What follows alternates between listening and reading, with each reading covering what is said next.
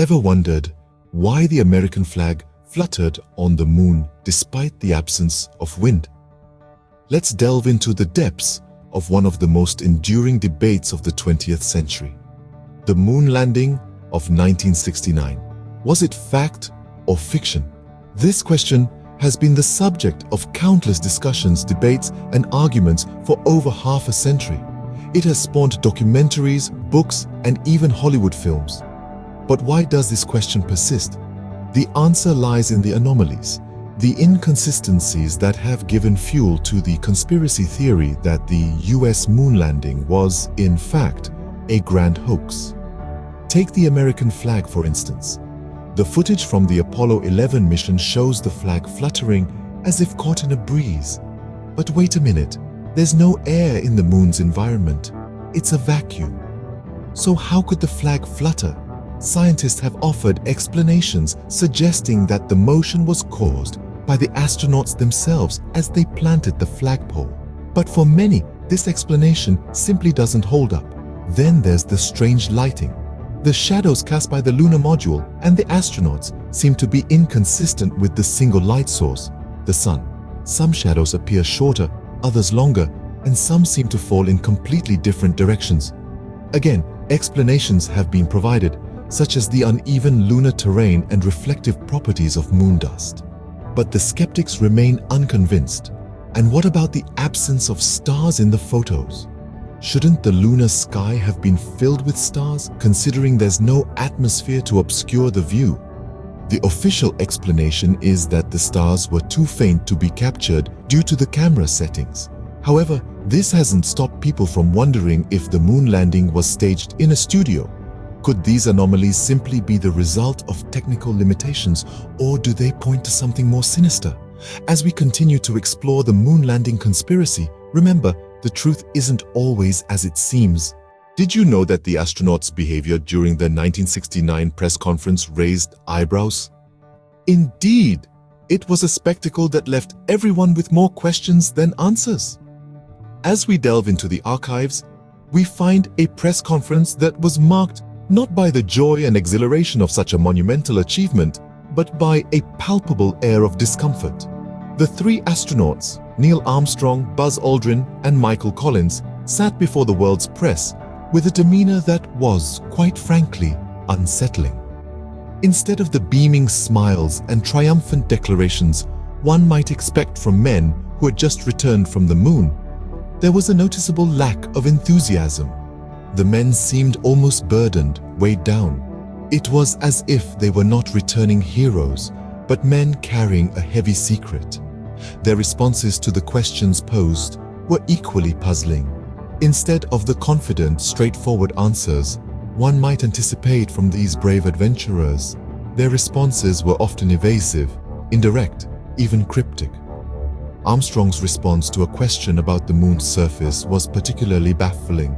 He spoke with a lack of detail that was uncharacteristic for a man of his scientific background and precision. And then there were the silences. Long, awkward pauses filled the room as the astronauts seemed to search for words or perhaps struggle with what they could and could not say.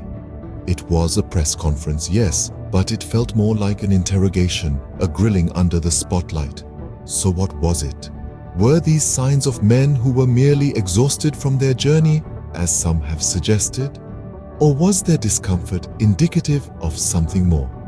Could these men, hailed as heroes, be hiding a deep, dark secret? Were they the faces of the greatest hoax of the 20th century? The answers to these questions remain as elusive as the moon itself. And as we continue to probe, to question, to doubt, we find ourselves spiraling further into the rabbit hole of this intriguing mystery. Could these astronauts have been hiding a dark secret, or were they merely exhausted from their supposed journey? Stay tuned as we delve deeper. You don't want to miss what's coming up next. Can cryptic messages and coded language reveal the truth behind the moon landing? In the realm of the unexplained, one aspect of the moon landing that has raised more than a few eyebrows is the cryptic messages and coded language used by the astronauts during their mission. Neil Armstrong, Buzz Aldrin and Michael Collins were not just astronauts. They were highly trained, skilled communicators. Their words were chosen carefully under the watchful eyes of NASA. But what if these words held more than just their surface meaning? Take, for instance, the now famous quote, "That's one small step for man, one giant leap for mankind." A grand statement indeed, but some theorists suggest there's more to it than meets the eye. They believe it's a cryptic message, a coded way of saying that the event was staged. A small step in a soundstage, but a giant leap in deceiving mankind. Or consider the peculiar phrase, "Good luck, Mr. Gorski." Armstrong allegedly said this during the lunar landing, yet no one named Gorski was involved in the mission. Could this have been a coded message to someone on the inside? Then there are the bunny references. Aldrin on multiple occasions referred to seeing bunnies on the moon's surface. Conspiracy theorists argue that this was a coded way of saying they were not really on the moon, but rather in a studio with props, bunnies being a reference to props used in film and theater. Of course, skeptics argue these are merely coincidences, the result of overactive imaginations. They say that the high-stress environment of space travel could easily lead to unusual or cryptic speech. And NASA has provided explanations for all these so-called cryptic messages. But are these explanations enough? Are these messages proof of a grand conspiracy, or are they merely the result of overactive imaginations? The answer, as with many things in the realm of conspiracy theories, is not so black and white. It's up to you, dear listener, to delve deeper, question more, and decide for yourself.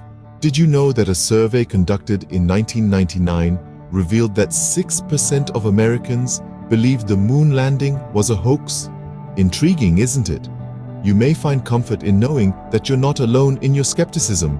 There exists a whole community of individuals and groups who raise an eyebrow at the thought of man setting foot on the lunar surface. Let's take a look at some of these doubters.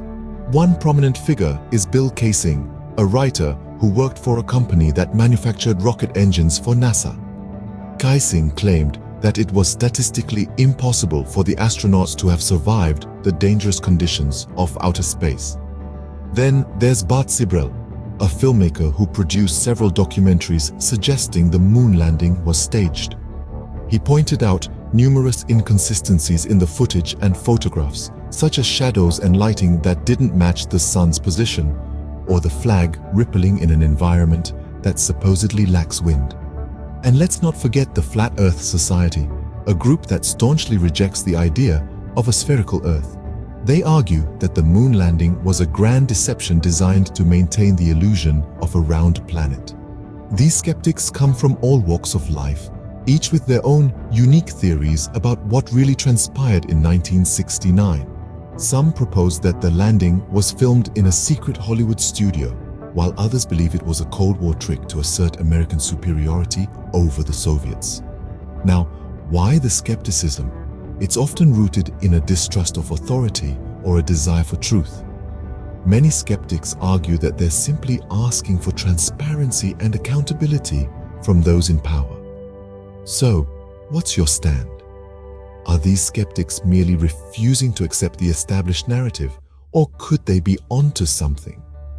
Are they conspiracy theorists, or are they the ones asking the tough questions that others are too afraid to confront? Are these skeptics onto something, or are they merely refusing to accept the truth?